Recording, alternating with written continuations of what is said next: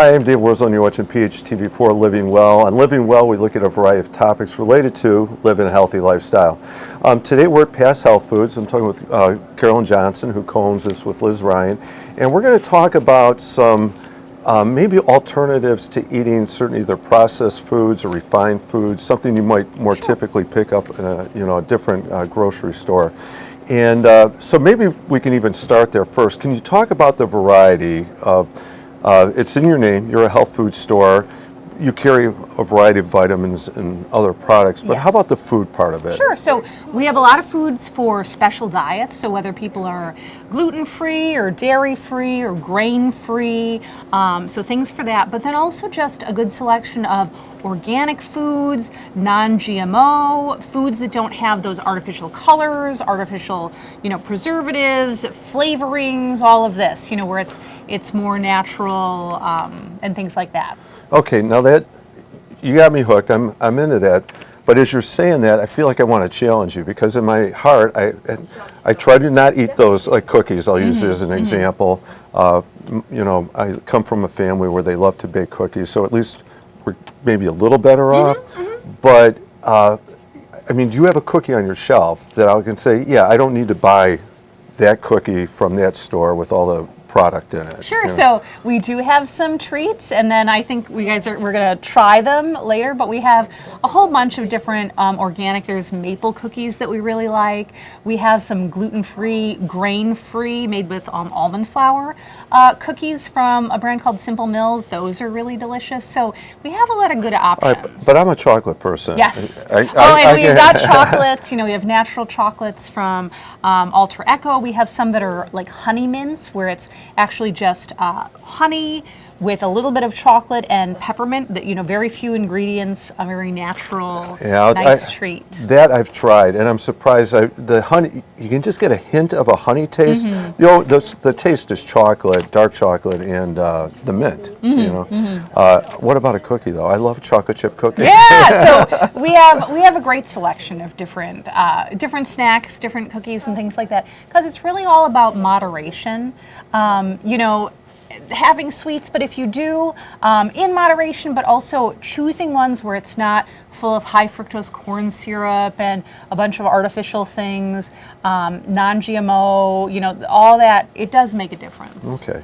So it sounds like if somebody walks in and says, hey, I want something else, and whether it's gluten-free or dairy-free, you're going to be able to meet that need. We do have a lot of good alternatives. Okay. Even pizzas like with dairy-free cheese, crusts where if people can't have wheat for whatever reason, we do have a lot of choices. Okay.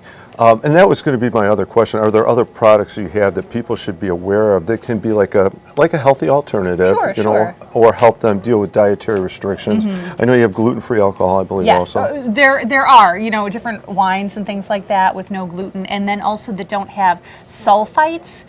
Those are in wines that can give people trouble, whether it's headaches or things like that. So we have a lot where it doesn't have those preservatives and things like that, as well as they're all organic, so there's no, chemicals and things like that. Okay.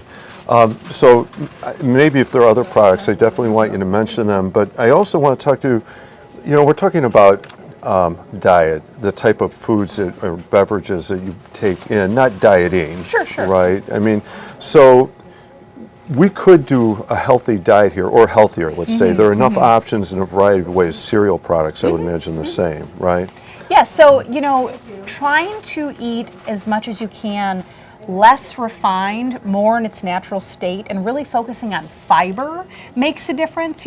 Lots of fruits and vegetables, but grains and like carbohydrates have kind of been demonized over the past however much with, like Atkins diets and things like that. And I'd say reducing the amount of carbohydrates, if you're just eating nothing but bread, that's not the best, particularly if it's refined. You think of like Wonder Bread and things like that, really not the best for you. So more whole grains, things with more fiber, that's going to help you to feel full. It's going to have less of an impact on blood sugar and things like that, because not every 1 calorie does in another calorie, they don't necessarily, aren't equivalent when you're eating things in their more natural state. Beans is a great, nuts, But even, crackers and things like that that are a little more natural, less refined, less preservatives, less of, bad fats, all of this just basically junk.